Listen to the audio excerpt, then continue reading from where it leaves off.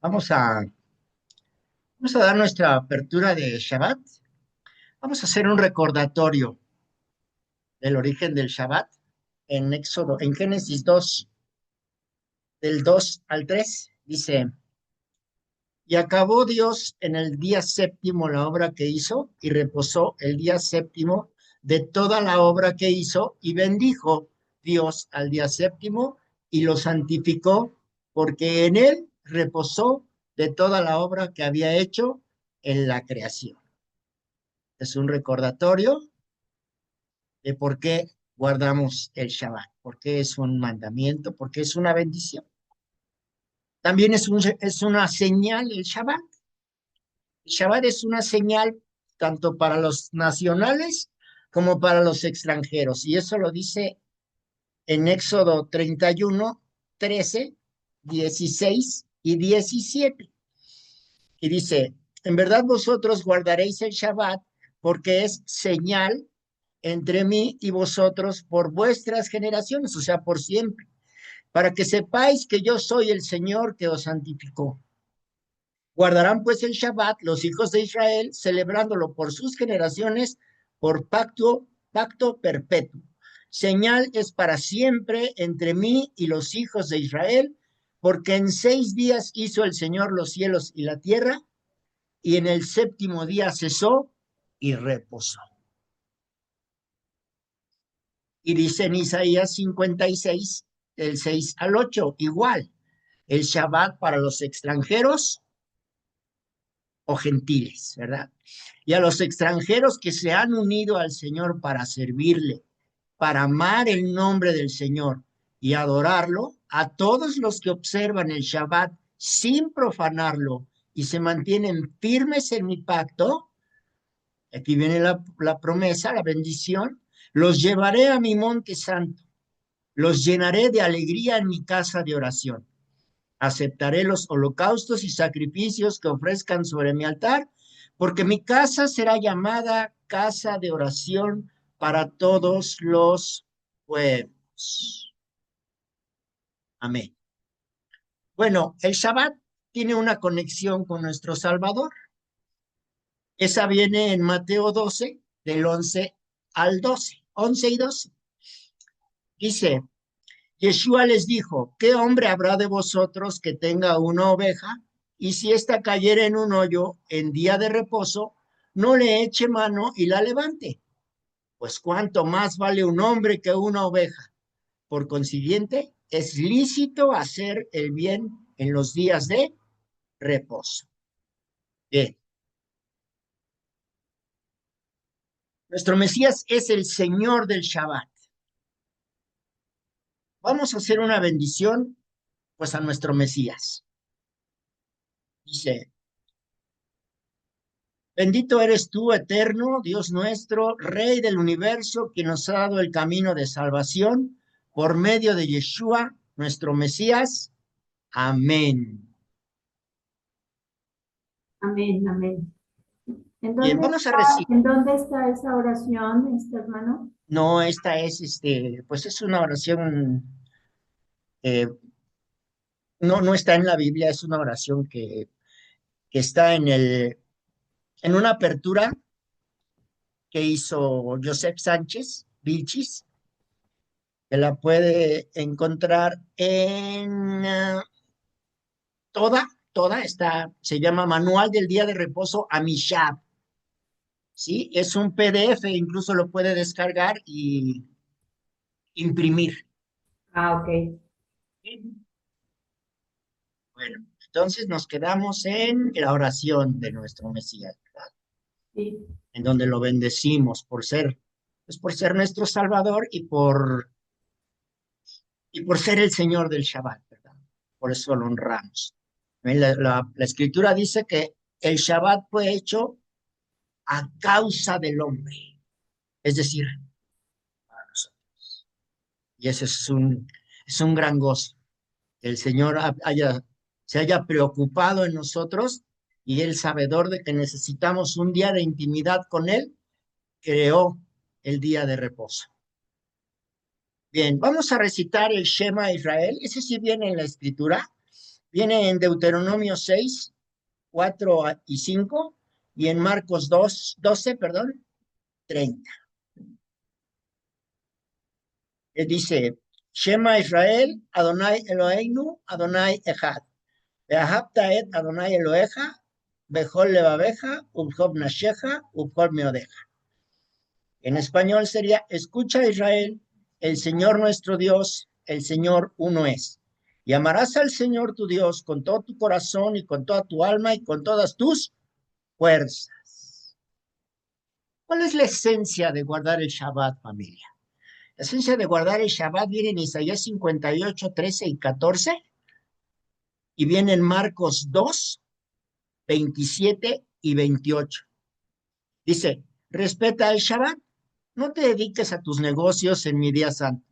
Considera este día como día de alegría, como día santo del Señor y digno de honor. Hónralo no dedicándote a tus asuntos ni buscando tus intereses y haciendo negocios. Si haces esto, aquí viene la promesa. Encontrarás tu alegría en mí, y yo te llevaré en triunfo sobre las alturas del país, y te haré gozar de la herencia de tu padre Jacob. El Señor mismo lo ha dicho. El Señor mismo lo firma. Y dice Marcos 2, 27, 28, dice, y él les decía, el día de reposo se hizo para el hombre, y no el hombre para el día de reposo. Por tanto, el Hijo del Hombre es Señor aún del día de reposo. Amén. Bueno, vamos a hacer un kiddush. El kiddush, por si alguien no lo sabe, que puede darse el caso, es como dejar el día que no es santo, darle una apertura al día santo, al día del Señor, iniciarlo, entregarle nuestro día, entregarle nuestro corazón, y vamos a iniciar nuestro Shabbat con este kiddush, que es como un brindis. Levantamos nuestra copa, si es que la tienen, jugo o agua, si no tienen, o vino, como con jugo de uva, no sé. Se puede hacer con cualquier cosa. Esto es una tradición, no es un mandamiento. Entonces, pues es un ritual que efectúa la casa de Judá y que nosotros, pues, encontramos hermosa, encontramos bonito el practicarla, ¿verdad? Entonces, se hace una oración por el fruto de la vid, por eso yo les decía que es jugo de uva o vino. Dice en hebreo, Baruch atah Adonai Eloheinu melech haolam, borei peri, agafen, amén. Y en español sería, bendito eres tú, eterno, Dios nuestro, Rey del universo, creador del fruto de la vid, amén. Y nosotros como creyentes de nuestro Salvador Mesías y Mesías Yeshua, agregamos esto que viene en Mateo 26, versículo 27 y versículo 28. Dice, y bendito seas por la sangre de Yeshua, nuestro Mesías, por quien somos partícipes del nuevo pacto. Amén. Bien, también es una costumbre muy hermosa el bendecir a la esposa, el bendecir al esposo, y tomamos la mano de nuestra pareja, de nuestro cónyuge, si está ahí, y si no, pues a la distancia puede ser, ¿verdad? Dice, es un día, este día, el Shabbat es un día adecuado para exaltar a la esposa por todo lo que hace a lo largo de la semana. Como esposos debemos siempre darles una distinción particular en este día y dedicarle unas palabras especiales y personales en este momento. Hay algunos textos bíblicos que podemos adecuarlos a este momento o podemos hacer una oración que nazca de nuestro corazón a nuestro cónyuge. La vez pasada que me tocó hacer el kiddush, yo leí Proverbios 31, que es la mujer virtuosa. Dice, mujer virtuosa, ¿quién la hallará? Su valor sobrepasa largamente al de las piedras preciosas. El corazón de su marido confía en ella y no carecerá de ganancia. De ella recibe el bien y no el mal, todos los días de su vida. Ella busca la lana y el lino y trabaja gustosamente con sus manos. Es como la nave del mercader que trae su pan desde lejos. Siendo aún de noche, se levanta para dar la comida a su familia y la ración a sus criadas. Considera la heredad y la compra. y con sus propias manos planta una viña. Se ciñe firmemente la cintura y esfuerza sus brazos. Ve que van bien sus negocios. Su lámpara no se apaga de noche. Aplica sus manos a la rueca y sus dedos manejan el uso. Alarga su mano al pobre, extiende sus manos al menesteroso, no teme por su familia cuando nieva, porque toda su familia va vestida de ropas abrigadas. Ella se teje los tapices y de lino fino y de púrpura es su vestido.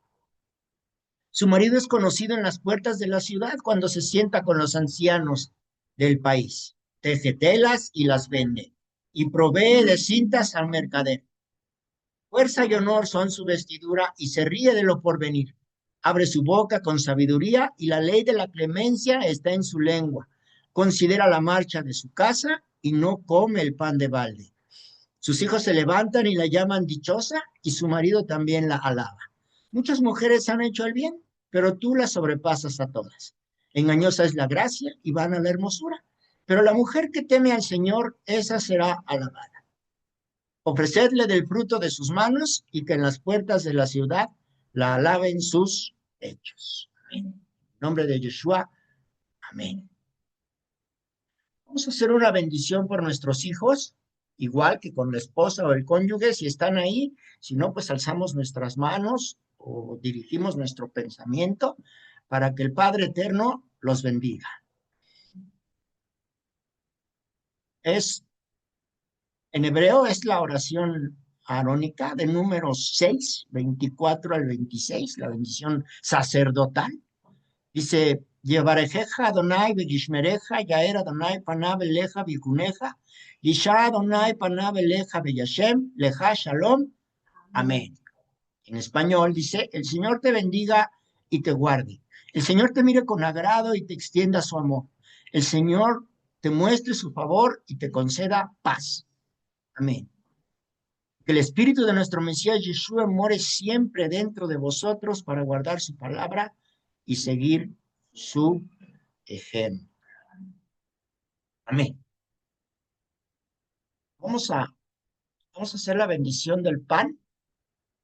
Aquí tengo platito, pan. Puede ser, si no tienen jalot, el conocido pan trenzado, pues puede ser con un pan blanco, puede ser con pan Bimbo, puede ser con unas conchas, no sé. O sea, es una tradición, no tienen problema de que si no tengo jalot, pues ya no cumplí el mandamiento, no, es una tradición, nada más. Entonces, vamos a hacer la bendición por el pan, por el fruto de la tierra. Dice, bendito eres tú, eterno Dios nuestro, Rey del universo, que extraes el pan de la tierra. Amén. Y bendito seas, Padre, por el pan de vida que descendió del cielo a dar vida eterna a los hombres, por Yeshua nuestro Mesías. Amén. Pueden participar, decía mi hermanito Juan Hernández, cuando estaba yo en su congregación. Pueden participar. Participar es que pueden comer. Bien. De ahí, pues esta sería nuestra apertura con las respectivas oraciones. Qué bueno está este cuernito. Me tocó un cuernito con higo relleno, está delicioso. Bendito el Padre. ¿Me lo creerán? Yo creo que sí me lo creen. Hasta el pan sabe diferente cuando uno hace la apertura de Shabbat. Es otro, le da otro sabor el Señor. Seguramente porque Él está con nosotros, compartiendo el pan. En verdad, en verdad que Él lo hace más rico, más sabroso. Bien, este, familia, pues, posiblemente no llegue el azar, bueno, me están diciendo que no va a llegar. Entonces, a él le tocaba darnos mm, del verso, bueno, para no estar atinándole, ¿verdad? Ya llegó Feli, ya lo estoy viendo. Bien, El audio, pero ya. ¿El audio? Ah, entonces, y ya tiene audio. Te estamos oyendo, Feli. Bienvenida. Bienvenidos a todos. Bienvenida Vivi, bienvenido Quique, Omar, Mónica, Braulia Santos. ¿Quién más está? Déjeme darle la bienvenida a todos. Ángeles, Gaby Ramírez, Hanna, Leticia Cervantes, nuestra amiga Leti, que la semana pasada nos acompañó. Aquí está nuevamente. Bendito sea el Padre por su Shabbat shalom, asistencia. hermano. Shabbat Shalom. Bien, Gaby, Hanna, Miriam Vargas. ¿Quién más tenemos aquí? Mónica, Omar, ya lo había dicho, Paola, Rocío. Hasta el momento, pues son los que han llegado. Si excluyo a alguien, discúlpeme, por favor. Estos son los que me aparecen. Tenemos aquí 16 elementos, 16. Chapta, Chapta, sí, así se dice. Hay alguien así, con ese nombre. ¿Sí? Ujú. Ok.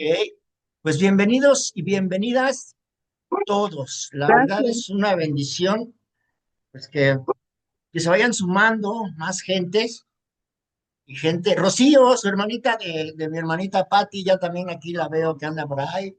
Shalom, nos da mucho gusto saludarlas y, y compartir la palabra de Dios con ustedes. La verdad me emociona mucho. Si ven que me pongo nervioso, pues es que me emociono. Me da mucho gusto compartir la palabra del Señor con todos y todas ustedes.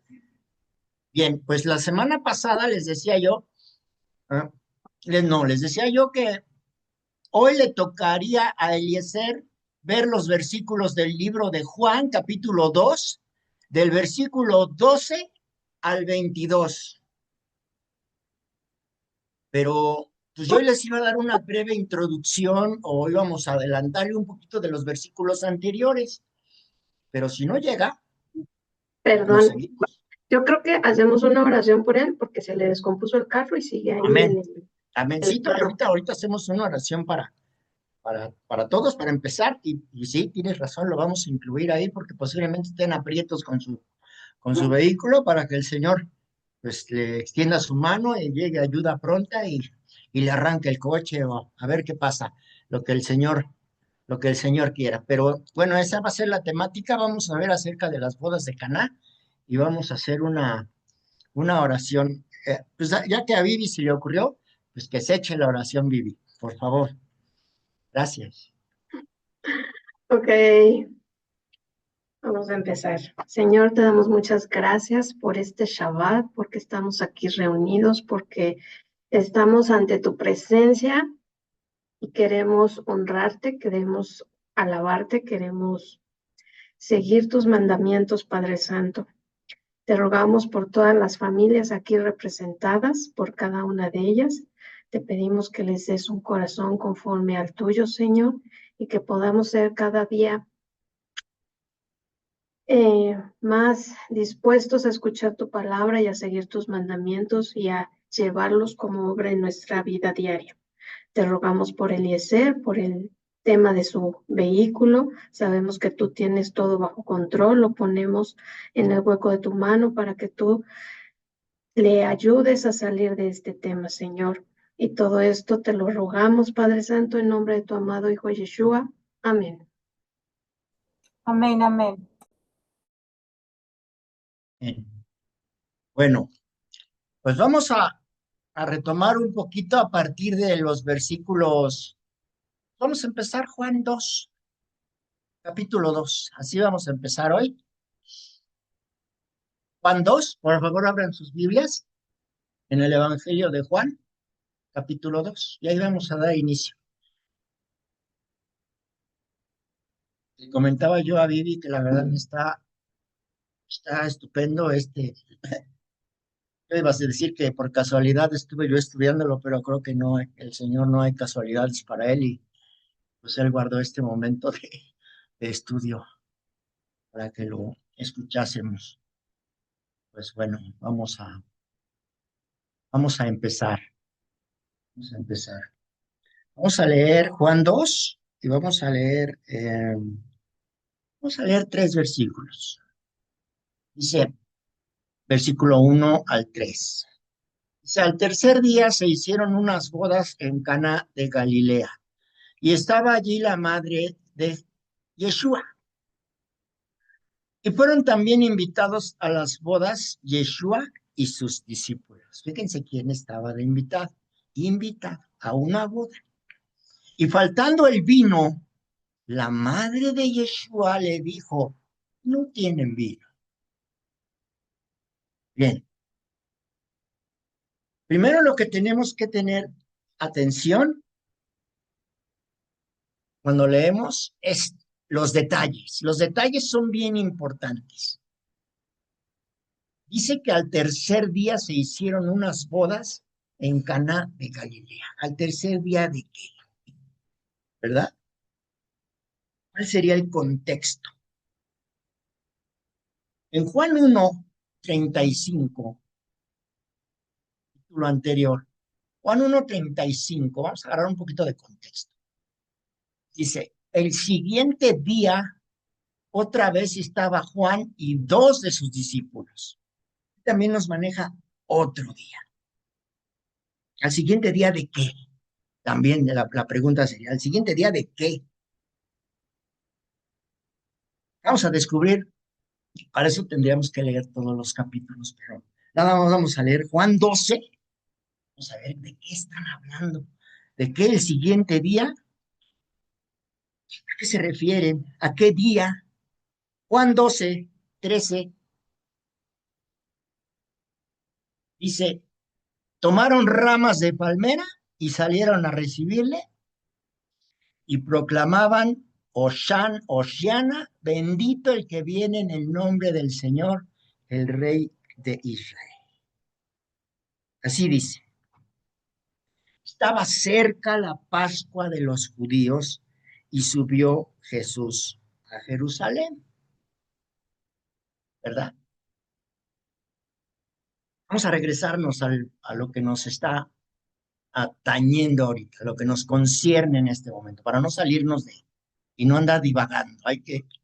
Yo le aprendí a una personita que me dijo, tienes que centrarte en lo que estás platicando, porque puedes divagar y ya te saliste del tema y ya estás hablando de otra cosa y la gente no te va a entender nada.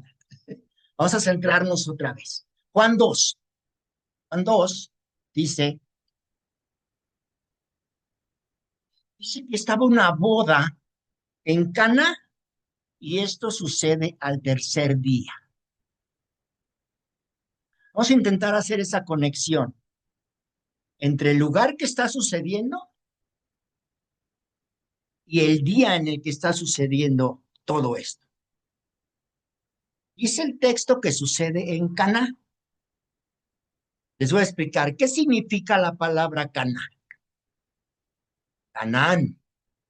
Es importante entender los nombres. Es importante no perder de vista los detalles porque todo tiene un significado en la escritura. No hay nada que esté por accidente. Entonces dice, al tercer día en Caná. El nombre de este poblado obviamente es de origen hebreo y en hebreo significa comprar, adquirir, rescatar, recobrar. Todo eso significa Caná. Vamos haciendo un enlace de la escritura. ¿Le suena algunos versículos de esto? Fuimos comprados, ¿verdad? Significa adquirir, comprar, rescatar, recobrar. Nosotros fuimos rescatados por precio de sangre. Así que esto significa el lugar donde sucede este primer milagro. ¿Sabían que en este lugar sucede el primer milagro de una serie de milagros de nuestro Mesías Yeshua? Pero este es el primer milagro de nuestro Mesías.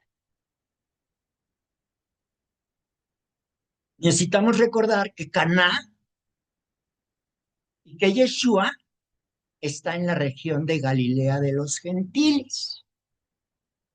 Esta sería la pregunta, ¿qué sucedió en esa región de Galilea de los gentiles? Tenemos que incluir la historia y la geografía. Todo es importante. Galilea está en el norte de Israel. ¿Recuerdan? En curso básico dice que la capital del reino del norte es Samaria y la capital del reino del sur es Jerusalén. Dos capitales, dos reinos. El reino se dividió. Tras el pecado de Salomón, el Señor rasgó el reino y lo dividió en dos. 10 tribus se quedan en el norte con su general Jeroboam y 2 tribus se quedan en el sur con el hijo de Salomón, Roboam.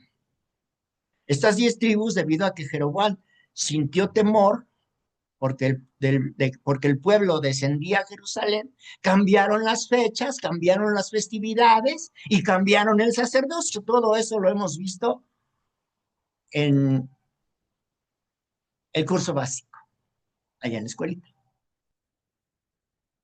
Pongan atención.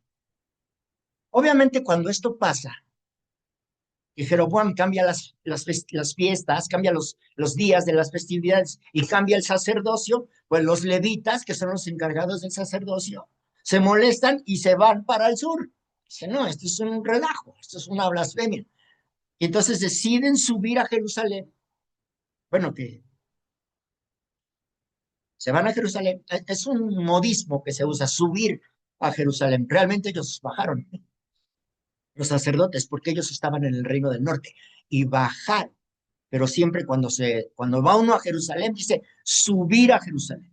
No se usa el término bajar. Entonces Jeroboam se queda sin sacerdotes, sin levitas, y establece su propio sacerdocio. Segunda cosa que hace. Cambia la fecha del 7º mes al 8º y además pone su propio sacerdocio.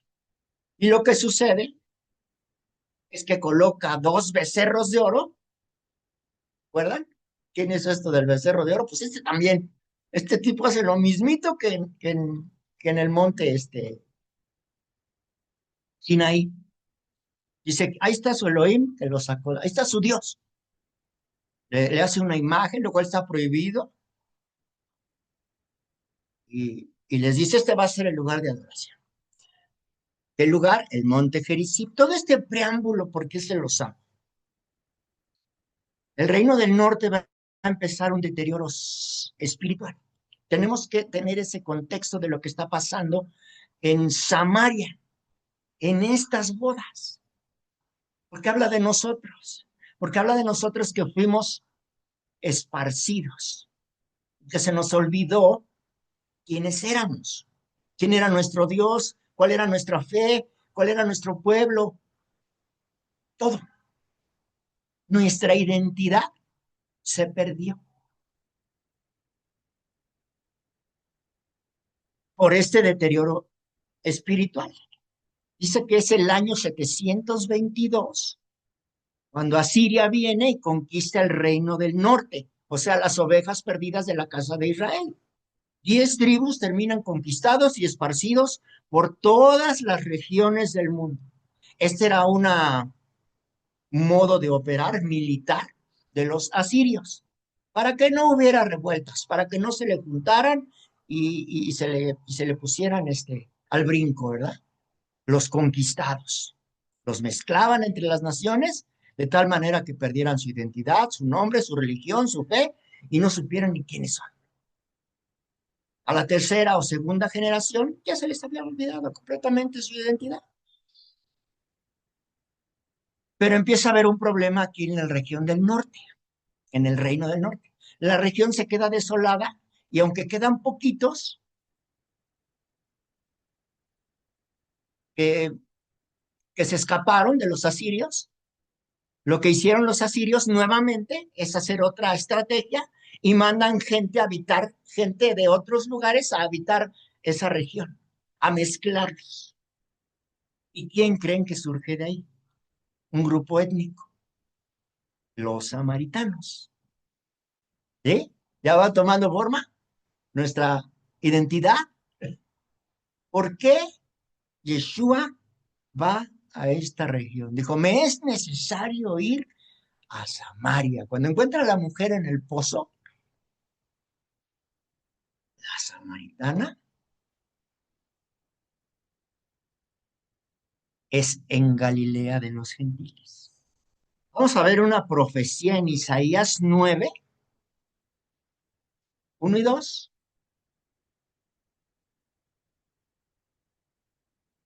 Dice, mas no habrá siempre oscuridad para la que está ahora en angustia, tal como la aflicción que le vino en el tiempo que livianamente tocaron primera vez a la tierra de Zabulón y a la tierra de Neftalí, pues al fin llenará de gloria el camino del mar de aquel lado del Jordán, en Galilea de los gentiles. Esto es hermoso. Esta parte de la profecía. El pueblo que andaba en tinieblas vio gran luz. Los que moraban en tierra de sombra de muerte, luz resplandeció sobre ellos. Está anunciando a nuestro Mesías, porque Él es la luz. ¿Sí?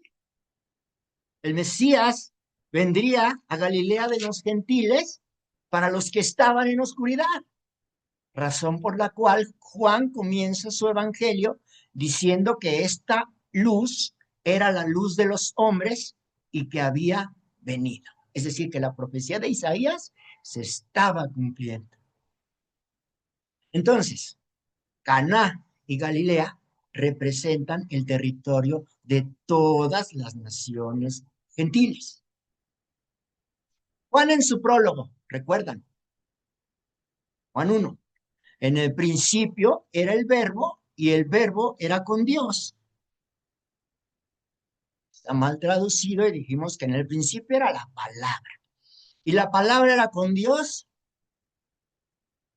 y Dios era. Nos mandó a Génesis, a la creación, ¿se acuerdan? Ahí me tocó dar esa introducción. Entonces, el primer evento tras la creación, hubo una boda. La boda de Adán y Eva, la primera.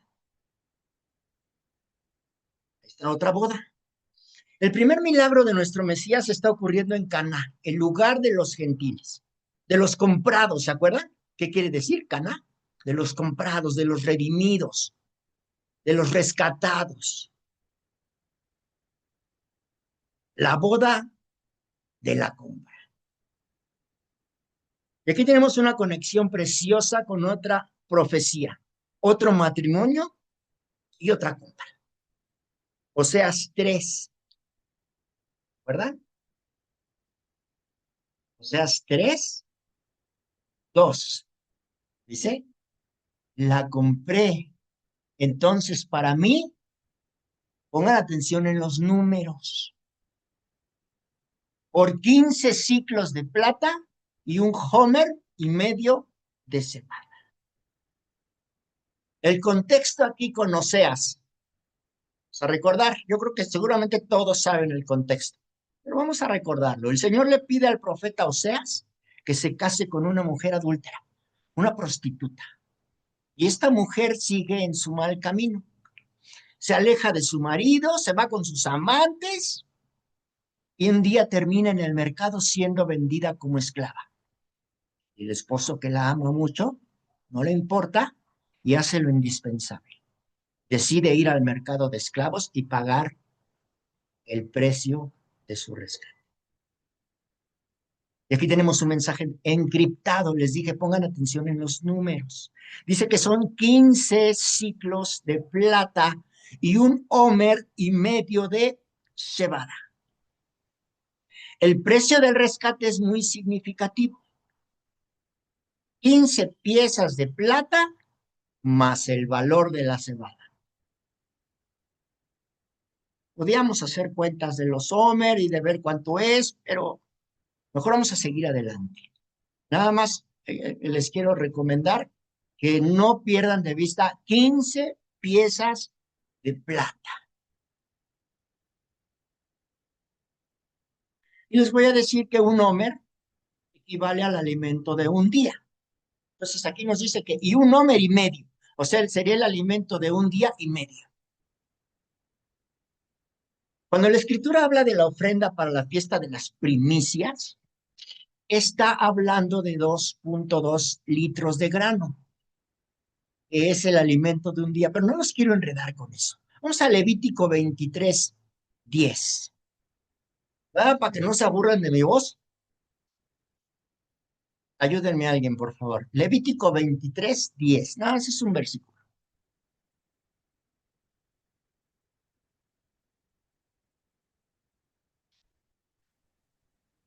Ya lo encontré. Por favor. Gracias. Habla a los hijos de Israel y diles, cuando hayáis entrado en la tierra que yo os doy y seguéis su mies, traeréis al sacerdote una gavilla por primicia de los primeros frutos de vuestra siega. Ciega. Y la palabra Homer es la que tenemos en la profecía de Oseas. No los quiero confundir. Hay dos. Vamos a encontrar Homer y vamos a encontrar Homer en la escritura, que no es lo mismo, porque una vale 2.2 litros de grano y el Homer con H o con J vale 220 litros de grano, una gran diferencia. Entonces en la Biblia vamos a encontrar a veces como Homer sin H y a veces lo vamos a transliterar como Homer, que no es lo mismo. Vamos a, vamos a hacer una conexión. Ahora sí vamos a hacer una conexión. Mateo 26, acompáñenme por favor a Mateo 26, 14 y 15. Mateo 26, 14, 15. ¿Quién me ayuda? Pónganse abusados a buscar para que me ayuden, por favor, con las lecturas, para que no se cansen de oír mi voz nada más. ¿Yo? Ya lo tengo. Por favor, gracias. ¿Lo leo? Sí, sí, ¿Sí? sí, sí, por favor. Mateo 14, Sí, Mateo 26, 14, Mateo 15. 26, 14 y 15, por favor. Y dice la palabra de Dios. Gracias. Entonces, uno de los 12, que se llamaba Judas Iscariote, fue a los principales sacerdotes y les dijo, ¿qué me queréis dar y yo os lo entregaré? Y ellos le asignaron 30 piezas de plata. Amén. 30 piezas de plata. La profecía de Zacarías 11, se los voy a leer, Zacarías 11, nos habla de esas mismas 30 piezas de plata. Zacarías 11, 12 y 13. Dice, y les dije, si os parece bien, dadme mi salario, y si no, dejadlo, y pesaron por mi salario 30 piezas de plata. Y me dijo el Señor, échalo al tesoro, hermoso precio con que me han apreciado. Y tomé las 30 piezas de plata y las eché en la casa del Señor al tesoro. 30 piezas de plata, lo vemos en las dos ocasiones. 30 piezas de plata era la suma compensatoria por la pérdida de un esclavo en la Torá. Éxodo 21:32. Ayúdame, Enrique. Por favor, Éxodo 21:32 es la suma compensatoria por la pérdida de un esclavo en la Torá. Acuérdense de este detalle. 21:32. Eso valía un esclavo. Si un esclavo se perdía, esto era lo que pasaba. Por favor, Quique. 21:32, ¿correcto? 32 y 33, porque ahí es donde viene, Ok. perdón.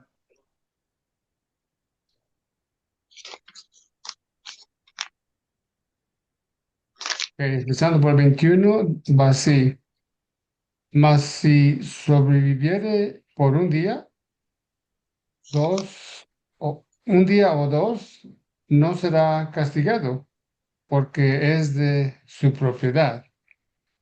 Si algunos riñeren e hirieren a mujer embarazada, y ésta abortare, pero sin haber muerte, serán penados conforme a lo que les impusiese el marido de la mujer y juzgaren los jueces. O sea que lo que el marido hiciera el marido hiciese, Éxodo y- 21, ¿estás leyendo Éxodo 21? 21, ah, 32 y sí. Oh, 33. perdón, sí, Más ok, bien, solamente lee 21, Éxodo 21, 33. Por favor. ok, 21:33, ok, perdón. Gracias. Disléxico aquí. Es 32, Oscarito.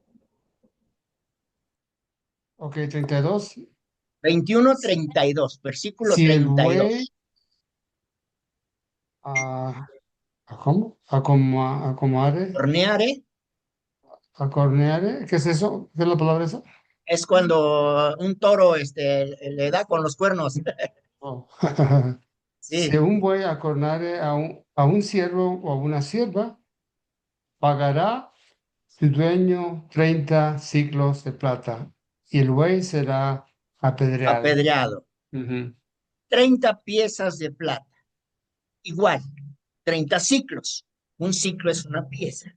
30 piezas de plata, ya quedamos, era la suma.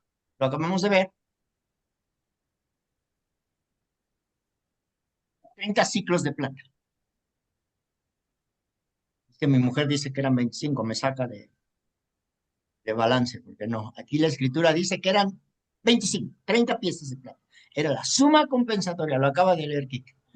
Entonces, 30 piezas de plata es el precio de la suma si un siervo fuera muerto por un buey, por un toro, ¿sí? Vamos a seguir. Oseas, cuyo nombre en hebreo es Oshia, el Salvador, quien redimió a su esposa, es decir, pagó el precio de un esclavo,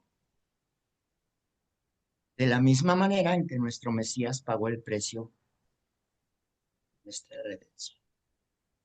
Esas piezas de plata que paga Oseas, más la suma del Homer, que es de 220 litros de grano, equivale a 30 piezas de plata. Son importantes las cantidades, ¿verdad? Los números. Entonces, Oseas paga, redime, rescata a su esposa, Homer, que estaba siendo vendida en el mercado de esclavos, la redime con oro y con grano, ¿sí? O con plata. 30 piezas de plata.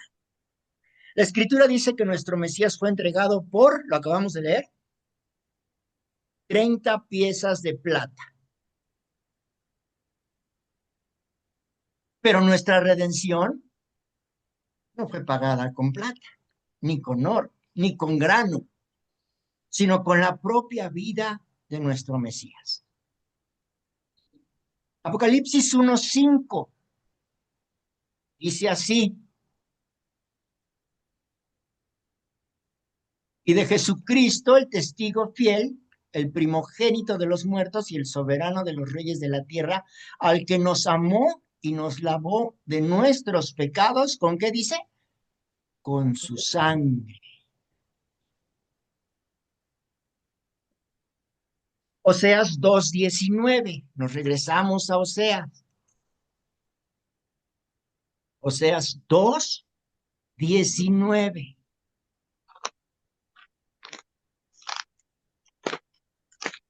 Dice, y te desposaré conmigo para siempre, te desposaré conmigo en justicia, juicio, benignidad y misericordia. Y este versículo que sigue me encanta, dice, y te desposaré conmigo en fidelidad. Y aquí está la promesa, y conocerás. ¿Cómo conoceremos al Señor? Si somos desposados en fidelidad. Amén. Amén. Está hablando del Señor, de nuestro Mesías, rescatando a su novia. Decían hace 8 días, a su esposa, decía Vivi, ya no somos la novia, somos la esposa, somos la desposada. Esto es lo que va a tener que hacer Oseas con su mujer adúltera. Nosotros, familia, éramos la adúltera, la prostituta. Nosotros éramos los que nos habíamos vendido con nuestros amantes por la idolatría o con la idolatría. Seguimos en Oseas.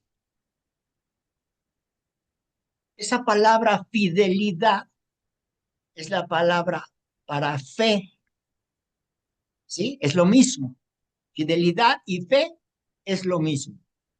Entonces dice que va a desposarla, te voy a desposar conmigo en fe y conocerás al Señor. En lo personal me gusta más fidelidad. Da un sentido más amplio de la palabra fe. A veces tenemos un concepto erróneo de lo que es la fe. Pensamos que nada más es creer, confiar, pero va más allá. La fe va de la mano con la obediencia, con la fidelidad. No es un pensamiento nada más en la mente. Así que el Señor va a desposar a su amada en pureza. Eso es lo que representa la justicia, ¿verdad? Dice que la va a desposar en justicia, en fidelidad, en juicio, en benignidad, en misericordia, en fidelidad. Pero era necesario pagar el precio del rescate. Vámonos hasta Oseas 3, un poquito adelante, al 2 y el 3, versículo 2 y versículo 3. ¿Quién me ayuda? Por favor. 2 versículos. Por favor. Yo, Dos. adelante, Enrique. Oh, perdón. Ok. Ah, Gracias. Oseas 3, 2 y 3, ¿correcto? Por favor. Sí. Ok. La compré entonces para mí por 15 ciclos de plata y un homer y un homer y medio de cebada. Ah, Y le dije, tú serás mía durante muchos días, no fornicarás ni tomarás otro varón. Lo mismo haré yo contigo. bien. Nuestro Mesías tuvo que morir. Se hizo pecado él, Mm. para que ahora él pueda legalmente hacer un nuevo pacto. Esto es lo que sigue después de su redención. Muchas doctrinas se quedan en ese paso. Ya Jesús ya murió por nosotros y ya no hay nada que hacer. No, sí hay mucho. Ese es el inicio apenas. Ese es el inicio de lo que tiene que haber un fruto de esa semilla que muere, de ese cuerpo que muere, ¿verdad? Lo que viene es un nuevo pacto. Pero este pacto es matrimonial. Entonces, en su amor por su antigua novia, todavía escoge a la que una vez fue repudiada, la que se encuentra simbolizada en la casa de Israel, el reino del norte. Nosotros, los de Galilea, de los gentiles, aquellos que fueron esparcidos. Por eso su ministerio es tan importante en esta región de Galilea. ¿Cuál es el nuevo pacto que encontramos? Ahora sí que nos ayude Gaby, por favor. Jeremías 31 al 34.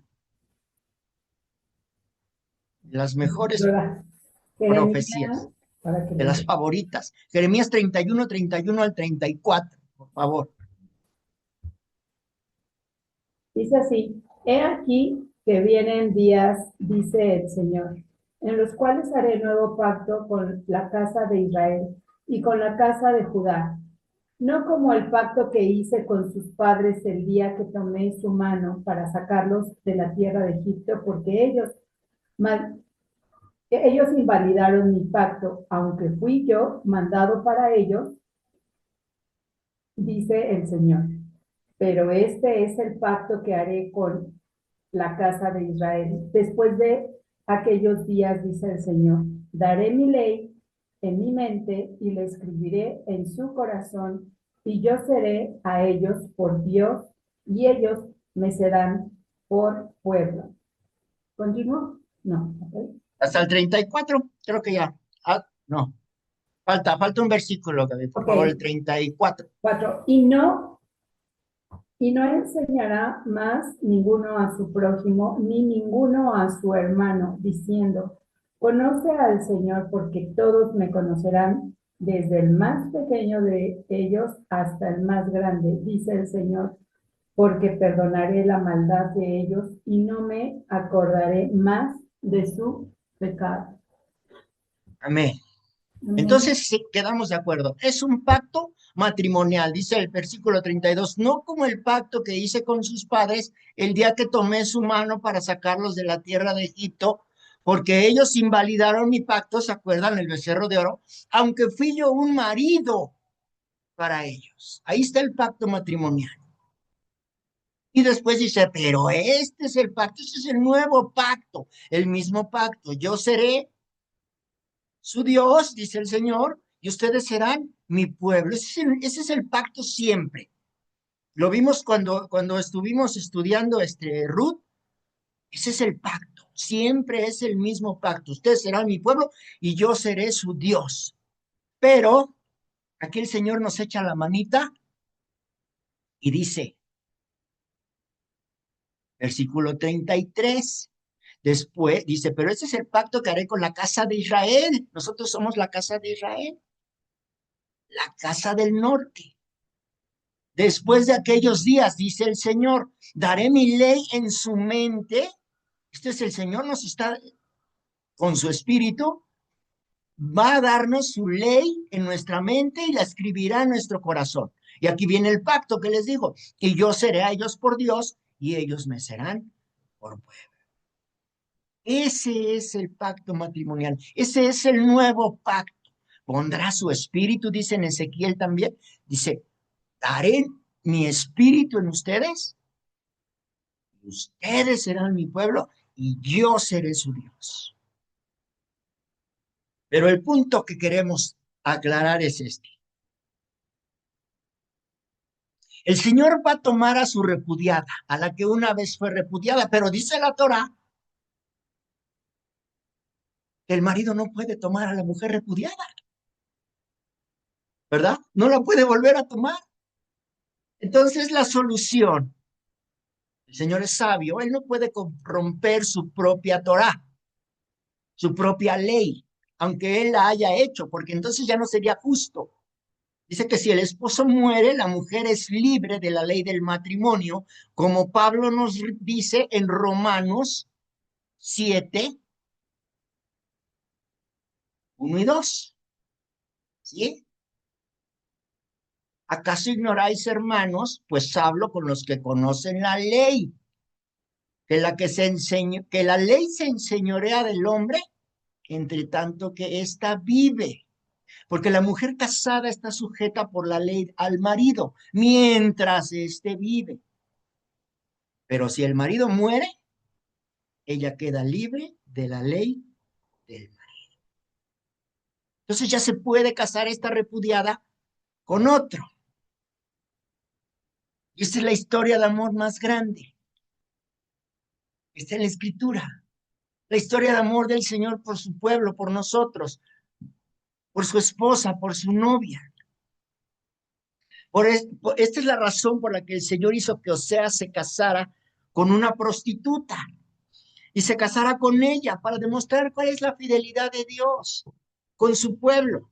Aun cuando Israel fue infiel, dice este pasaje de Juan 2, volvemos a Juan, por favor. Juan 2, 1 y 2. Vamos al 3. Vamos al 3. Juan 2, 3. Dice, Pero y lo podemos retomar desde el 1 y así podemos como, ya lo leímos ¿verdad? en un principio. Son los versículos base. Juan 2, Ok. leímos 1, 2 y ya. No, y 3, leímos el 3 también. Pero nos vamos a centrar, eso fue lo primerito que leímos, así empezamos la lectura. Y faltando el vino, recuerde que estábamos en las bodas de Caná, con eso empezamos nuestra clase. Y faltando el vino, la madre de Yeshua le dijo, no tienen vino. O sea, le dice a su hijo, ¿no? Esto es lo peor que puede pasar en una boda, que se acabe la comida o que se acabe la bebida. Y la respuesta del Mesías es versículo 4. Y Yeshua le dijo, ¿qué tienes conmigo, mujer? Aún no ha venido mi hora. Cuando Yeshua le dice a su madre mujer, en la cultura hebrea es un título de respeto, es una forma de decirle respetuosamente. No vayamos a pensar que se está igualando, ¿no? Está igualado, le está diciendo mujer a su mamá. No, es un título de respeto. Entonces dice, ¿qué tienes conmigo, mujer? De ninguna forma es una respuesta ruda. Dice, no ha llegado mi hora, no es el tiempo, esta no es mi boda, como que dice, ¿no? No, no, no, yo no estoy a cargo del vino. Entonces, esta no es responsabilidad del Mesías. Dice, no ha llegado mi hora. Pero tenemos que conectar toda la narrativa del Evangelio de Juan. Dice al principio que el tercer día. ¿Qué significa el tercer día? El número 3 en la escritura nos va a decir algo. El número 7 días de la creación son un patrón. Son la plantilla de Dios para hacer todas las cosas. El, el número 7 y en particular los 7 días de la creación, estamos hablando de un tercer día, pero vamos a centrarnos en los 7 días. Primero, son de alguna manera los planos o el esquema para entender toda la escritura, incluyendo las profecías y las fiestas bíblicas. Y en particular lo que sucede al final de la historia cuando el Señor está restaurando y trayendo de vuelta a su novia a casa. Dice al tercer día. Tenemos muchos números 3 en la escritura. El número 3 representa resurrección, pero también representa fruto. ¿Qué sucedió al tercer día de la creación? Génesis 1, 11, versículo 11. ¿Quién lo lee? Versículo 11 al 13, por favor. Yo, Génesis Gracias. 1, versículo 11, 12 y 13. dice, después dijo Dios, produzca la tierra hierba verde, hierba que dé semilla, árbol de fruto que dé fruto, según su género, que su semilla esté en él, sobre la tierra, y fue así. Produjo pues la tierra hierba verde, hierba que da semilla según su naturaleza, y árbol que da fruto cuya semilla está en él según su género. Y vio Dios que era bueno, pues la tarde y la mañana el día tercero. Tercero. Entonces el 3 representa lo que da fruto. Y Dios bendice cuando llega la tarde. Aquí hay otra cosa que es interesante. Vamos a hacer 3 conexiones. Caná, el lugar de los comprados, el tercer día, y fue la tarde y la mañana el día tercero. La razón por la que guardamos los días al caer el sol, esto cómo me conflictúa, porque últimamente ha habido algunas versiones de que el día empieza en la mañana y termina en la noche, y por más que lo busco en la escritura, dije, no puede ser. Pero Dios es bueno y me sacó este tema. Entonces, la razón por la que guardamos los días al caer el sol, en particular cuando llegamos a la fiesta de Shabbat, y estamos esperando que baje el sol el viernes para declarar inicio de día para la celebración del Shabbat. Si consideramos el ciclo del día, el sol aparece del este y va llegando al cenit, es decir, parte alta y se hace más y más brillante. Y luego comienza a menguar y la luz se va atenuando hasta que se oculta al oeste y entonces se oscurece. Cuando Yeshua vino para nosotros en la historia de la humanidad, fueron nuestras 12 del día. Yeshua representa nuestro momento de mayor iluminación, pero conforme pasa el tiempo, lentamente comenzó a menguar su luz. Estoy hablando de cuando vino por primera vez y llegó la oscuridad y tenemos el periodo de mayor oscuridad en la historia, esto es decir, el llamado oscurantismo en la historia de la Biblia. Entre los dos libros, el Antiguo Testamento y el Nuevo Testamento, hay un periodo de oscuridad. Se dice que en ese momento no había nada, sí hubo, pero fue un periodo de oscuridad, en donde no se escribió. Es un periodo de tiempo en el que no se supo, nadie escribió nada, como si no hubiera pasado nada, pero realmente sí pasó. Pero ese es otro tema. Entonces, las 12 de la noche representa lo más oscuro de la Edad Media, el momento de mayor oscuridad en la historia, el periodo largo de oscuridad, de ignorancia, de crueldad, en las cosas horribles que sucedieron. Estoy hablando de la Edad Media. Hay que saber un poquito de historia también para poderlo entrelazar. ¿Por qué sucedieron cosas horribles? Por este periodo de oscuridad, de ignorancia, de crueldad. Y luego comienza un periodo que llamamos de luminosidad, de luz. Estoy hablando de la Reforma Protestante, en la que la Biblia fue traducida a muchos idiomas. Llegó Gutenberg, llegó la imprenta y se hizo un periodo de mucha luz. La palabra de Dios se imprimió y fue un momento en la historia grandioso, porque la gente tuvo acceso ya a la escritura. En un principio, pues nada más los que tenían dinero.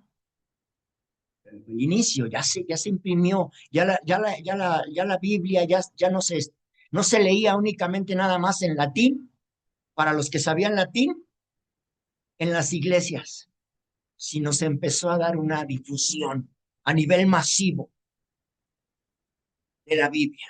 Fue traducida a muchos idiomas.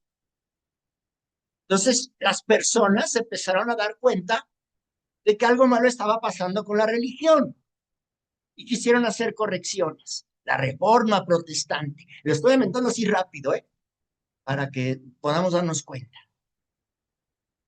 Entonces comenzaron a rechazar las obras perversas de las religiones y todo aquello que se hacía en nombre de la fe. Empieza a haber un tiempo de avivamiento. Entonces llega a haber movimientos tales como el movimiento pentecostal, los movimientos evangélicos, muy importante en la historia. Es el despertar de la Torá. Ahora estamos en este periodo. Está llegando más luz y más entendimiento como nunca en la historia. Cada vez son más y más las personas que están teniendo sed de conocer la palabra de Dios completa, desde Génesis hasta Apocalipsis. Y estamos abriendo nuestros ojos, el Señor está abriendo nuestros ojos y estamos entendiendo que tenemos que guardar los mandamientos, que tenemos que guardar las fiestas, que son ensayos proféticos, y más luz viene a nuestras vidas, más entendimiento. Entonces, contamos desde la creación a nuestros días, tenemos cerca de 6,000 años en la historia de la humanidad. 6 días de trabajo para el hombre, ¿se acuerdan que leímos? Principio. Si 1,000 años son como un día para el Señor y llevamos 6,000 años o 6 días, tiene que venir un séptimo día de reposo. 1,000 años, el milenio que tanto se habla. Estamos muy cerca de esa marca. A nosotros no nos puede agarrar dormidos, ¿sí? No nos puede agarrar como las vírgenes que tenían palabra, pero no tenían aceite. Nosotros tenemos la información, ¿sí? El aceite es el espíritu. Dice mi mujer, ya me está corrigiendo. Es lo mismo, espíritu y aceite es lo mismo. ¿Sí? El aceite representa el espíritu y representa la obediencia que damos en el nuevo pacto, ¿verdad? ¿Quién nos va a ayudar a cumplir toda la escritura? Espíritu del Padre Eterno. ¿Sí? Entonces estamos muy cerca de esa marca del milenio. Yo no le voy a poner fecha porque sería un falso profeta. Nada más tenemos una idea, ¿verdad? Si cercas, desde el momento de la creación, aproximadamente llevamos 6,000 años en la historia de la humanidad. Dice 6 días de trabajo, según la escritura, y un día de reposo, de descanso, milenio. Pero ahí se los dejo. Tomen lo que les sea útil y lo que no, deséchenlo. Y no le crean a nadie. Escudriñen la escritura. Entonces, tenemos el momento de mayor iluminación en el horizonte. ¿Sí? Amén, mi hermano. Dice mi hermano Rosriol, que solo el Padre sabe la hora. Sí, exactamente. No vamos a caer en inventar cosas. Entonces, estamos esperando al sol de justicia. Y por eso entendemos lo que hace 1,000 años no veíamos. Y por eso entendemos lo que hace 500 o 1,000 años llegó a nuestra vida espiritual y vemos mejor que lo que nadie había visto. Hay algunas profecías que en su tiempo no la entendieron la gente. Ahora podemos entender a Daniel. Ahora podemos entender las profecías que estaban selladas para la gente. ¿Por qué? Porque ya están pasando. Entonces, dice, y fue la tarde y la mañana un día. Génesis 1:5.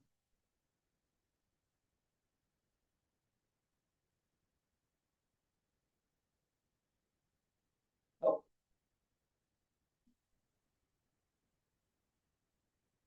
ok. Dice, y llamó Dios a la luz día y a las tinieblas llamó noche y fue la tarde y la mañana un día. Eso es lo que tomamos como referencia para decir que el día empieza al oscurecer. Nosotros podríamos decir que en la historia de la humanidad estamos en ese momento de luz y oscuridad, en esa mezcla, en ese Erev, en hebreo es Erev, la tarde, Erev Top, si han oído por ahí, buena tarde, en esa mezcla. La palabra Erev significa mezcla, mezcla de tarde y de mañana, lo que hace el inicio de un día. Vamos a Juan 2:5.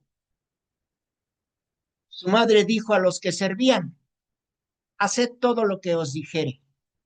Es decir, cuando Yeshua le dice, ¿qué tienes conmigo, mujer? Aún no ha venido la hora. Esta instrucción da a Miriam, la madre biológica del Mesías. Dice, su madre dijo a los que servían, o sea, a los siervos, haced todo lo que os dijere. Miriam entiende el mensaje del Mesías cuando le dice, ¿qué tienes conmigo? Todavía no ha llegado mi hora. Entonces ella llama a los servidores y les dice, haced todo lo que os dijere. Miriam se somete a Yeshua y está siempre dispuesta desde el principio de la historia a obedecer, a seguir. Cuando vemos a Miriam entrando en la historia de los evangelios, dispuesta a hacer la voluntad de Dios. Ella es una mujer especial, ella es una mujer virtuosa. Vamos a ver en Lucas 1:46, sí es cierto. Lucas 1:46. Dice, entonces Miriam dijo, este es el mentado llamado Magnificat, que los católicos le pusieron ese nombre. Entonces María dijo, engrandece mi alma al Señor, y mi espíritu se regocija en Dios, mi Salvador, porque ha mirado la bajeza de su sierva. Pues he aquí, desde ahora me dirán bienaventurada todas las generaciones. ¿Sí? Porque me ha hecho grandes cosas el poderoso santo en su nombre. Porque me ha hecho grandes cosas el poderoso santo. Es su nombre. Santo es su nombre. Miriam, como mujer virtuosa que les comentaba, sabe que necesita un Salvador. Y Miriam sabe quién es este que está junto a ella y lo que puede hacer. Sabe que su hijo es el Salvador. Y por eso Miriam les dice a los siervos, a nosotros vendríamos siendo, a los servidores del Mesías, haced todo lo que os dijere. Esta frase la vamos a encontrar en otros pasajes de la Biblia, pero nos vamos a tardar mucho y le quiero adelantar un poquito más. Entonces, tenemos muchas semblanzas del Mesías. Vamos a Juan 2. ¿Qué me quedé? 2:6. Y estaban allí 6 tinajas de piedra para agua conforme al rito de la purificación de los judíos, en cada una de las cuales cabían 2 o 3 cántaros. Entonces, vamos a hacer la conexión nuevamente. Tercer día, ¿qué significa? Fruto. ¿Se acuerdan? Representa fruto. La Representa semilla. resurrección. ¿Sí? ¿En dónde? En el lugar de los comprados. ¿Verdad? ¿Qué significa? Que significa Caná, el lugar de los comprados. Ellos están en la región de Galilea que representa a los gentiles. Y luego ahí van a encontrar algo que es muy interesante. Después de que Miriam dice, hagan todo lo que les diga. Vamos a hacer esta conexión con Génesis, con José, en Juan 2:6. Otra vez la conexión con el número 6 y la creación. Dice, para agua, lo que acabamos de leer, conforme al rito de la purificación de los judíos. Rito de la purificación de los judíos. Este es un ritual, este no es un mandamiento. En cada una de las cuales cabían 2 o 3 cántaros. Híjole, esto me explota la cabeza. Dice que 6 tinajas de piedra para agua. Y dice que eran para los ritos de purificación de los judíos. Nosotros sabemos que los judíos están muy aferrados a sus tradiciones, a sus costumbres de hombres. Incluso sus libros son más anchos, más gruesos que la misma Torá. ¿Sí me entienden? Cómo se han complicado la existencia con estos muros, con estos cercos de protección que le han puesto a la Biblia, y le han puesto uno y luego otro, y luego otro, y luego otro, y hacen un gordo el mandamiento. Y nuestro Mesías vino a atacar todas esas cosas. Ustedes ni dejan entrar, ni cumplen el mandamiento, ustedes hacen sus leyes y las ponen como mandamientos de mi Padre. Y no son así, dice.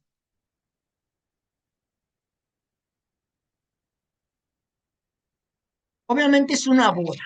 Obviamente estas tinajas de agua, que son de piedra,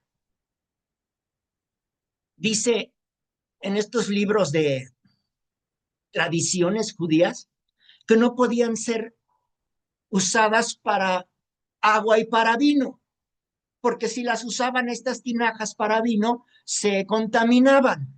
Estoy hablando de costumbres de hombres, porque este es uno, dice que eran al rito de purificación de los judíos. Entonces esas tinajas las usaban únicamente, según ellos, entre comillas, para purificación. Nosotros sabemos que la palabra es lo que nos purifica, no un rito, no un baño. Un bautismo no nos purifica, es un símbolo, es una señal, pero eso no nos va a purificar, pues sería muy sencillo que nos diéramos un baño y ya estamos purificados, pero no es así. Tenemos que ser purificados por medio del agua viva. Yeshua es el agua viva.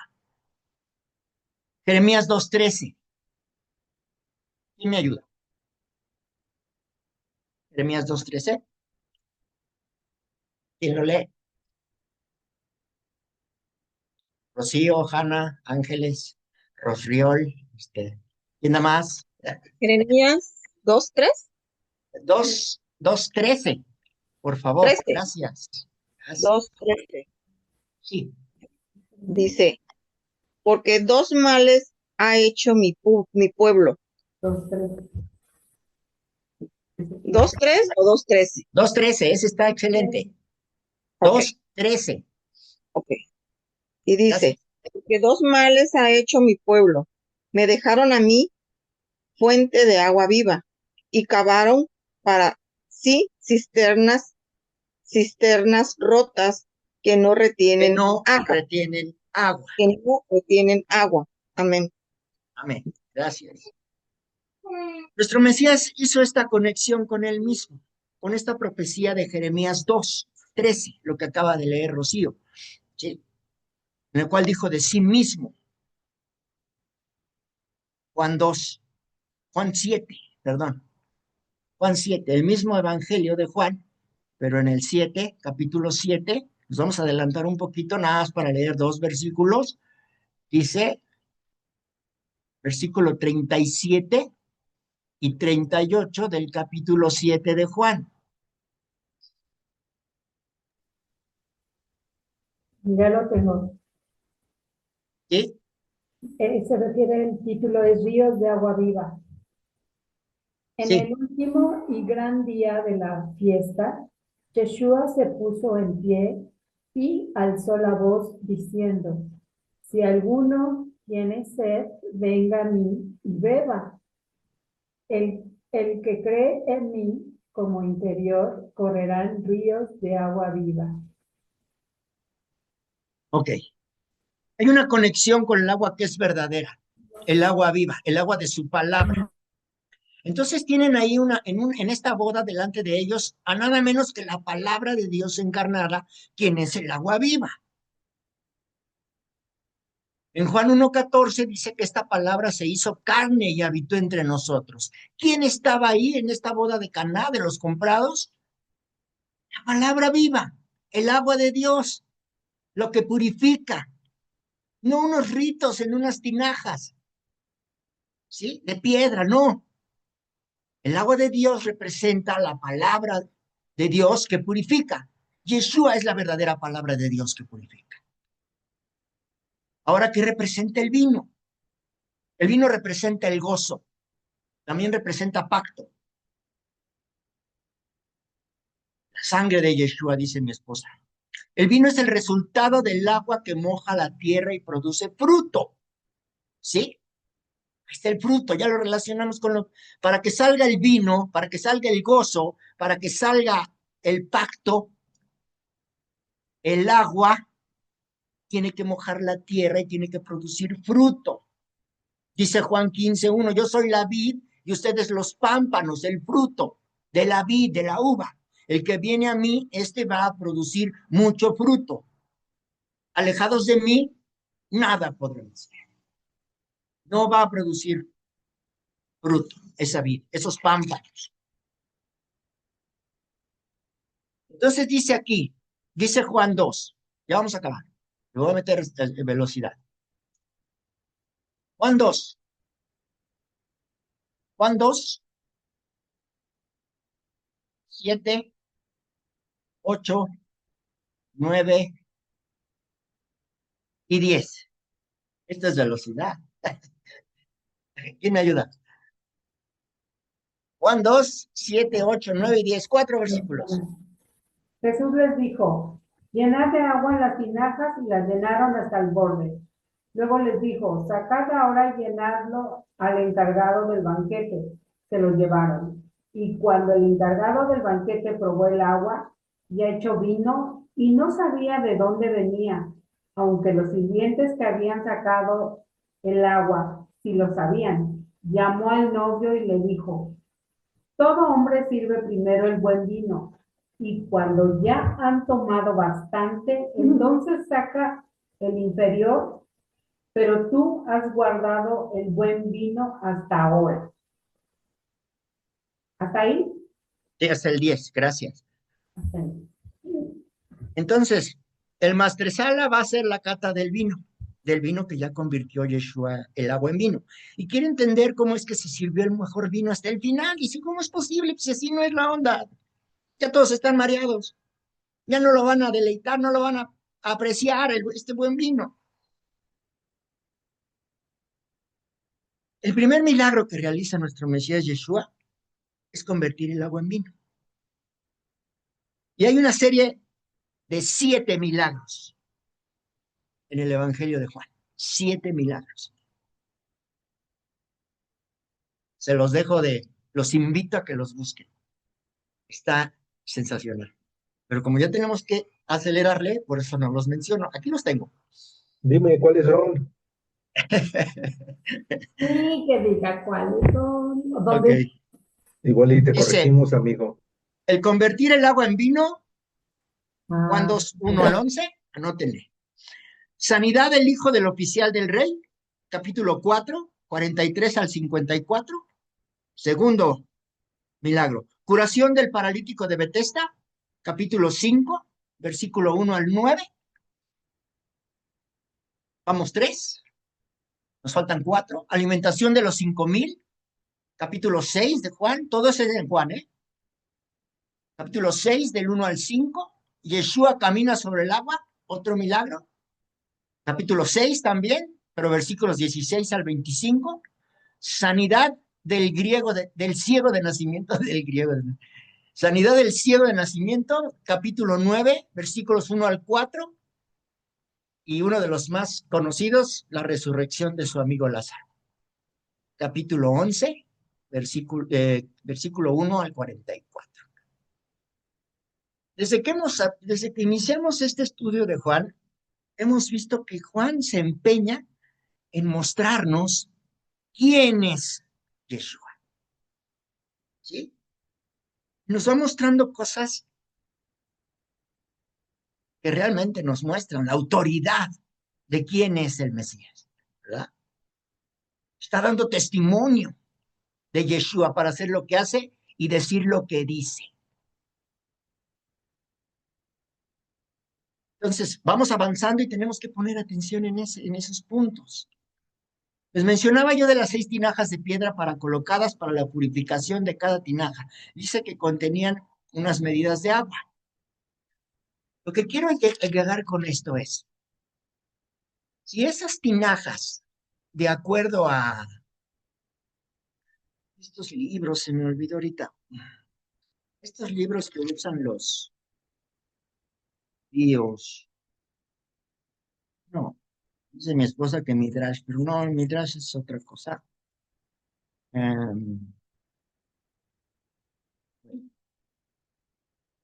Estos costumbres, ritos, estos libros de costumbres, de tradiciones de hombres, de muros, de cercos que le pusieron a la Torah y que fueron debrayando un poquito, como estos de que no pueden caminar más de tantos pasos en Shabbat, como esto de que no pueden eh, prender la luz, muchas cosas, ¿no? Utilizan un elevador que va parando en todos los pisos para no hacer esa chispa con el botón del elevador, muchas cosas que complican la situación, ¿no? De guardar el Shabbat, por ejemplo, pero hay de muchas cosas. Pero bueno, A lo que quiero llegar es que nuestro maestro siempre estuvo atacando todas estas cuestiones. Y aquí al convertir el agua en vino, vemos encriptado este mensaje que él ataca de esa misma manera, porque las tinajas que eran convertidas, que eran usadas para estos rituales de pureza, entre comillas, lo aclaro, no podían ser usadas si les vertían vino. Yeshua pudo bien haber convertido el agua en vino en unas jarras de vidrio ya había vidrio en ese entonces, y no ensuciar esas tinajas que eran usadas, porque aquí no lo menciona, ¿no? En la Biblia no se menciona nada de gratis. Entonces, cuando él menciona estas tinajas de piedra, de barro o de piedra, ya no las podían usar para sus rituales. Esa es una forma de atacar estos rituales, mandamientos de hombres, ¿verdad? Entonces, vamos a terminar con tanta información. Podemos mencionar una cosa para cerrar. Yeshua da el mejor vino, él es el mejor vino en esta boda, cuando ya la gente está mareada, cuando ya está entrada, ya se acabó el vino, y él da el mejor vino. Entonces dice la profecía de Oseas, de Isaías, dice en Oseas 6:4, ¿qué haré a ti, Efraín? ¿Qué haré a ti, oh Judá? La piedad vuestra es como nube de la mañana y como el rocío de la madrugada que se desvanece. Y sigo leyendo. Por esta causa los corté por medio de los profetas, con las palabras de mi boca los maté.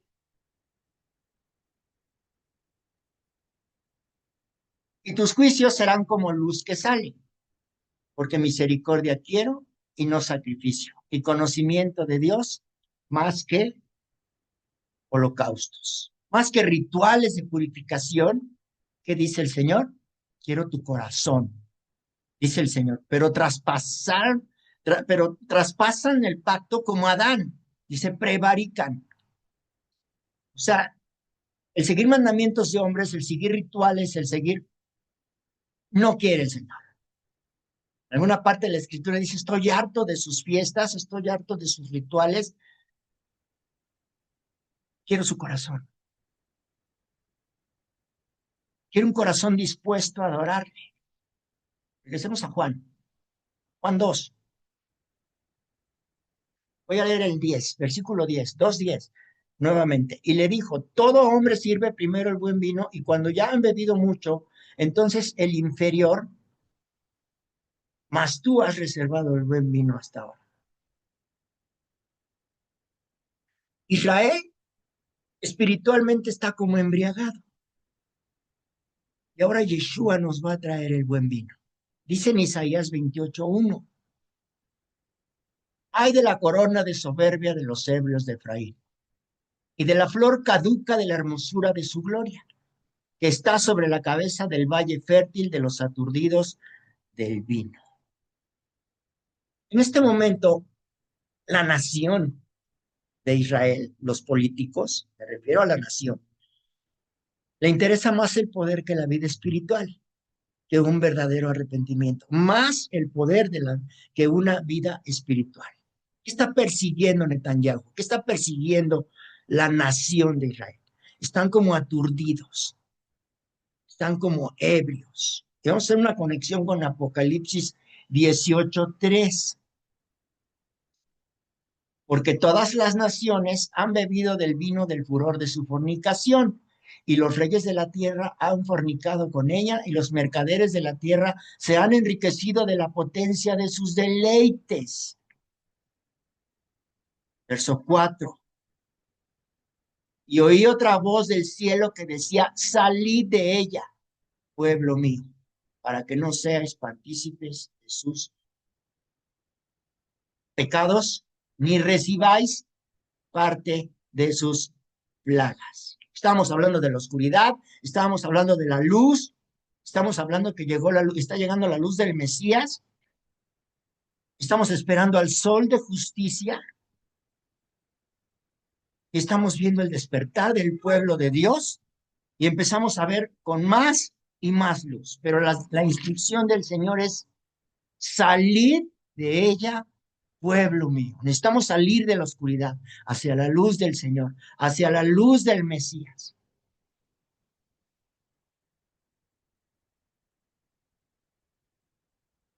Todo está en nuestro Mesías. Dice Deuteronomio 18:18, profeta como yo les levantaré de en medio de sus hermanos y pondré mis palabras en su boca y él les hablará todo lo que yo les mandaré. El Mesías es un profeta como Moisés. Y hay muchos paralelismos entre Moisés y nuestro Mesías. Nuestro Mesías es mejor, es más grande que Moisés. Y hay muchos eh, milagros. O sea, Pedrito, dínolos, ya se los dije. Hay 7 aquí, pero hay más, hay mucho más. Yo nada más estoy diciendo los que hizo en el Evangelio de Juan. 7, que representa plenitud. El número 7, completo. En Caná vemos un cambio radical. El agua se convierte en vino, un símbolo de abundancia, un símbolo de gozo, de redención, de pacto. Al igual que en la Pascua, el vino también apunta a la sangre del sacrificio. ¿Qué le salió al Mesías cuando lo picaron con la lanza? Le salió agua y sangre que representa el vino, pacto. Y quedé en... Ah, sí. Voy a leer el 11. Ya nos faltan 2. Bendito sea el Padre. Este principio de señales hizo Yeshua en Caná de Galilea y manifestó su gloria. Y sus discípulos creyeron en él. ¿Qué nos lleva otra vez Juan? Que manifestó su cabot en el hebreo. ¿Y qué pasó? ¿Cuál fue el resultado de que Yeshua manifieste su gloria con todos estos, con su autoridad? ¿Cuál fue el fruto? Dice, y sus discípulos creyeron en él. Ese fue el fruto de que él manifiesta su poder, su gloria, su autoridad, su fama. Este milagro trajo entendimiento y revelación a los discípulos, que se dieron cuenta de todo lo que sucedió y dijo, es Adonai, es Elohim, es el Padre hecho carne, caminó entre nosotros. Desde el principio Juan nos está llevando a esto. Él quiere mostrarnos quién es el que caminó con ellos, quién fue el que los enseñó, a quién se le dio toda la autoridad, a Yeshua. Palabra que tenemos para gloria, aquí en griego es dosha, dosha. Pero el equivalente es la palabra hebrea kabod, que quiere decir el peso, autoridad, ¿sí? La palabra kabod, para honra, se traduce como autoridad, reputación, decía yo, fama. Eso es lo que nos está tratando de explicar Juan. Dice, después de esto descendieron a Capernaum, él, su madre, sus hermanos y sus discípulos, y estuvieron allí no muchos días. Yeshua está estableciendo que cada milagro está resaltando que su autoridad divina está por encima de la autoridad de estos judíos, fariseos, que no les importaba la religión, no les bueno, sí les importaba su religión, pero no la fe verdadera, no la escritura.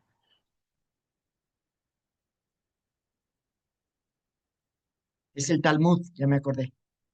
Es en el Talmud, es en la Mishnah, en donde podemos revisar todo esto que nos están diciendo de las tinajas de piedra. Entonces, terminamos con que Él es la autoridad. Yeshua con esta serie de milagros aquí, con este primer milagro nos está sacando sus credenciales, nos está una tarjeta de presentación, un credencial en donde nos dice quién es Él. Espero que nos haya quedado en claro lo que Juan está queriendo decir desde el principio. Primero nos llevó a Génesis, cuando empezamos Génesis, Juan 1. Después nos llevó a Éxodo. Yeshua es la nube. Yeshua es la columna de nube, la columna de fuego. Yeshua sacó a Egipto, sacó al pueblo de Egipto. En ese tiempo no tenía el nombre de Yeshua, pero es el ángel del Señor que nos menciona aquí. Yeshua no es solo un ángel, Yeshua es un enviado. Yeshua es el Hijo de Dios. A Yeshua se le dio toda autoridad. Yeshua se le dio que fuera adorado por el Padre. Y si el Padre dice, yo no le doy mi gloria a nadie, dice la Escritura que el mismo Padre iba a ir por las ovejas. Yeshua lo vemos en Apocalipsis sentado. Yeshua es el anciano de días. Yeshua es el Padre. Yeshua es parte del Padre. Y eso, la verdad, es algo que requiere revelación del Padre, pero también requiere que se siente uno y estudie uno para lograr entenderlo. Muchos dicen, es que Yeshua no le pudo haber orado. Yeshua le oró al Padre. Yeshua no es el Padre, no es el Padre, es una unidad. Entendámoslo así. Es una unidad divisible. Es un ejad.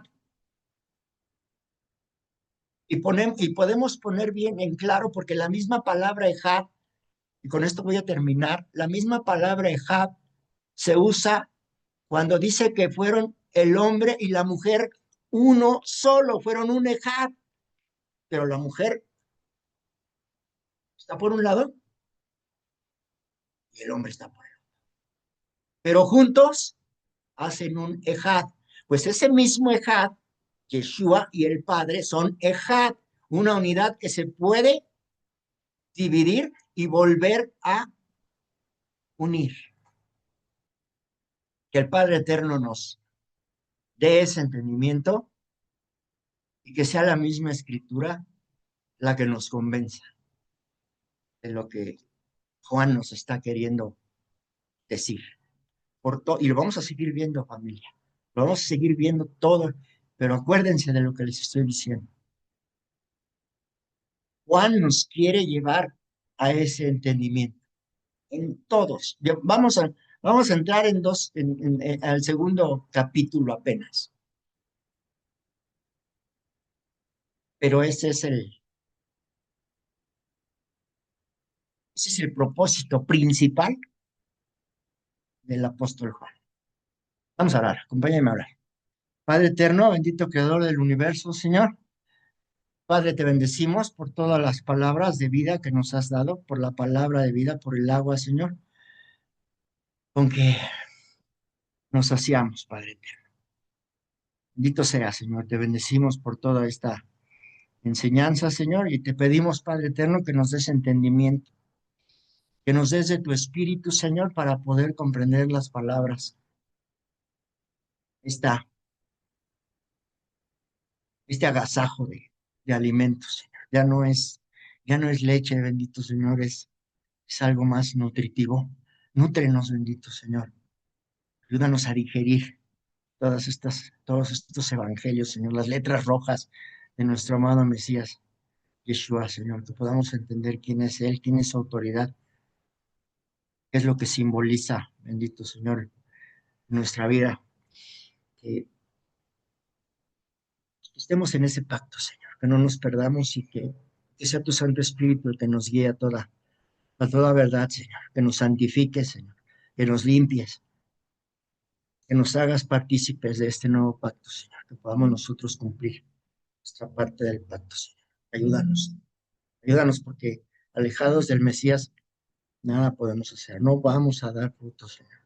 Te rogamos, bendito Padre, que seas tú el que te ponga de tu Santo Espíritu, de ese Espíritu de santidad, Señor, en nosotros, para que podamos ser dignos de estar ante tu presencia. Tu palabra dice, Señor, que sin santidad nadie verá al Señor. Por eso te pedimos, te rogamos, Señor, te suplicamos, bendito Padre, que seamos santificados. No solamente justificados por la sangre preciosa de nuestro Mesías, sino que seamos purificados, que seamos santificados por tu Santo Espíritu. En el nombre y por los méritos de Yeshua, Señor, y para honra de nuestro Mesías, Yeshua, Señor. Amén.